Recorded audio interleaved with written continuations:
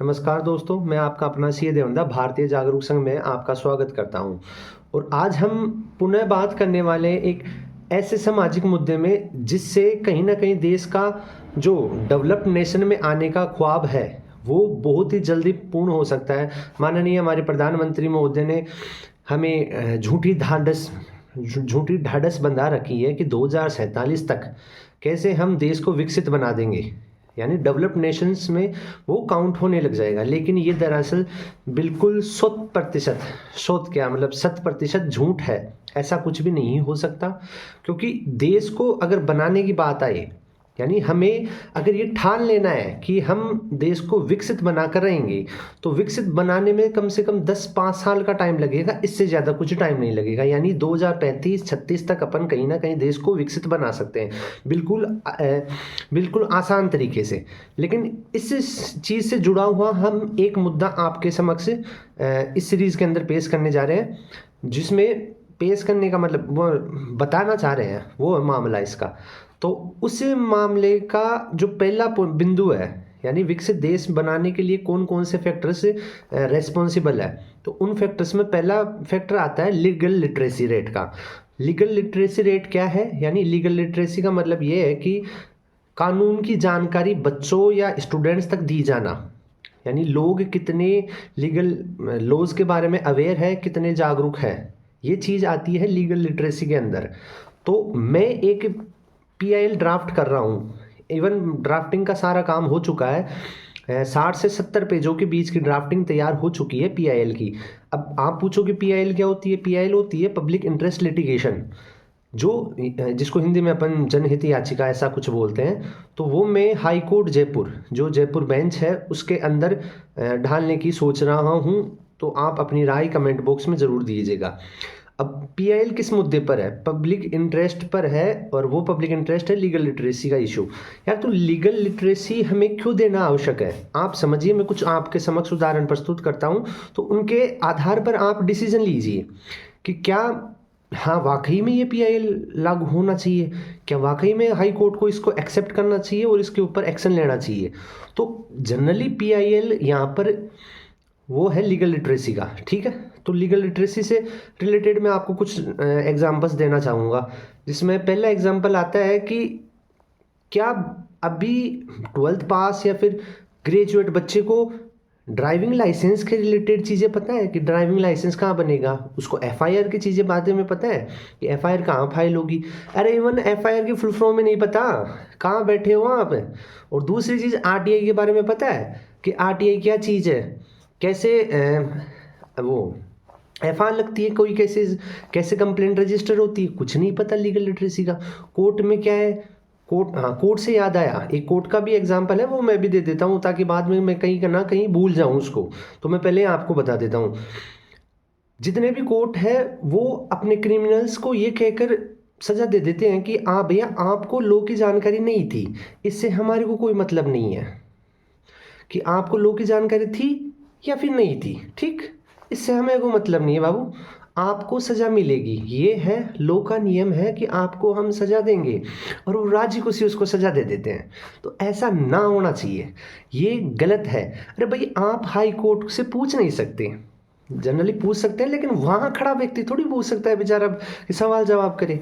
तो इसमें यह है कि साहब, उस जो कल्प्रिट है, जो दोषी है, वहाँ पर कटघरे के अंदर खड़ा है, तो उसको पूछने की क्षमता होनी चाहिए कि सर, आपने मेरे को 6th क्लास से 10th तक, इवन पूरी ग्रेजुएशन मेरी प्राइमरी स्कूल हो गई, सेकेंडरी हो गई, सीनियर सेकेंडरी हो गई, और इवन ग्रेजुएशन हो गई, तो आपने मुझे लोग कहाँ से पढ़ाया? आप मुझे लोग पढ़ा कहाँ रहे हो? उसके आधार पर मैं ये सोचता कि ये काम जो मैं करने जा रहा हूँ वो क्या अपराध है या नहीं है। लेकिन ये नहीं होता ऐसा। अब ऐसा नहीं होता, तो मेरी जो पीआईएल फाइल करने का मोटिव है वो इसी से जुड़ा हुआ है कि बच्चों को यार लीगल अवेयरनेस ही नहीं है। बच्चा यही नहीं जान पा रहा कि साहब मुझे एफआईआर दर्ज करवानी करती कहाँ करवानी पड़ेगी, वो उसे पोक्सो की जानकारी नहीं है। अभी तो हाल ही में वर्तमान में ट्रेंड अच्छे खासे चल रहे हैं वेस्टर्न कल्चर को, जिनको अच्छे खासे तरीके से अडोप्ट किया जा रहा है। जो गर्लफ्रेंड बॉयफ्रेंड कल्चर है, वेस्टर्न कल्चर है, उसको अच्छे तरीके से वो एडोप्ट किया जा रहा है। और तो भैया, आप वो एडोप्ट कर लिए तो आप उन देशों की होड़ भी तो कीजिए जहाँ पर लॉ इतने अच्छे तरीके से बच्चों को पढ़ाया जा रहा है, इतने अच्छे तरह से लॉ इम्प्लीमेंट हो रहा है, तो कहीं ना कहीं आप उस चीज़ को भी तो लाइए देश के अंदर है, उस चीज़ को भी तो फॉलो कीजिए ताकि देश का कल्याण हो सके, लोगों का कल्याण हो सके। लेकिन आप नहीं कर रहे। तो अब अभी इस समय के लिए हम इन चीज़ों को यहीं विराम देते हैं। हाँ, पीआईएल की बात कर रहे थे। पीआईएल का मोटिव ये है कि साहब बच्चों को 6 क्लास से या तो 12 तक या फिर एंटायर ग्रेजुएशन या जब तक उसकी स्टडीज़ कंटिन्यू रहती है, तो हमें ये मुद्दा उठाना है पीआईएल वाला।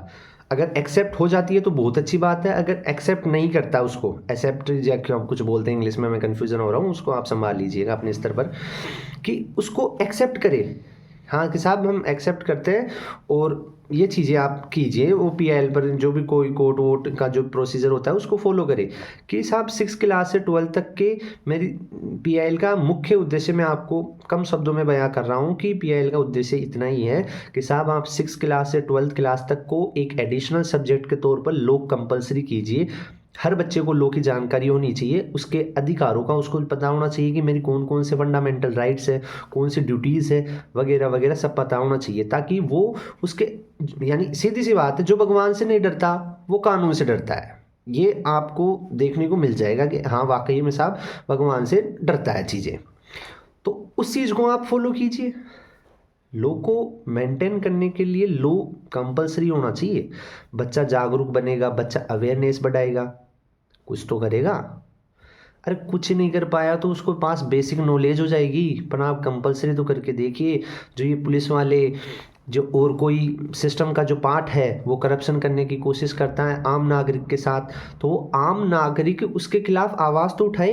अरे उसको लो तो पता हो, उसको जानकारी तो पता हो, अपने राइट्स का तो पता हो उसको कि साहब ये जो सरकारी कर्मचारी करना चाह रहा है वो गैर कानूनी और इसके खिलाफ ये पनिशमेंट है, ये ऑफेंस पनिशेबल है, ये पता होना चाहिए। लेकिन पता ही नहीं है। समाज के जो युवा पीढ़ी तो वैसे व्यस्त चल रही है। कहाँ व्यस्त चल रही है? अरे भाई मेजोरिटी टाइम तो वो सोने में निकाल देंगे, कुछ टाइम बचा जो चाय पानी सिगरेट पानी में निकल देंगे, और थोड़ा बहुत टाइम बचा जिनको गर्लफ्रेंड बॉयफ्रेंड में यूटिलाइज कर लेंगे।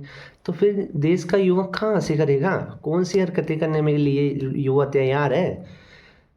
स्टेटस शेयर करवा लो, ये करवा लो, लेकिन मामले कुछ नहीं उठाने उनको। बात कुछ समय के लिए वो उनकी जुबान पर रहेगी, कुछ समय के लिए चीज़ पर वो करेंगे।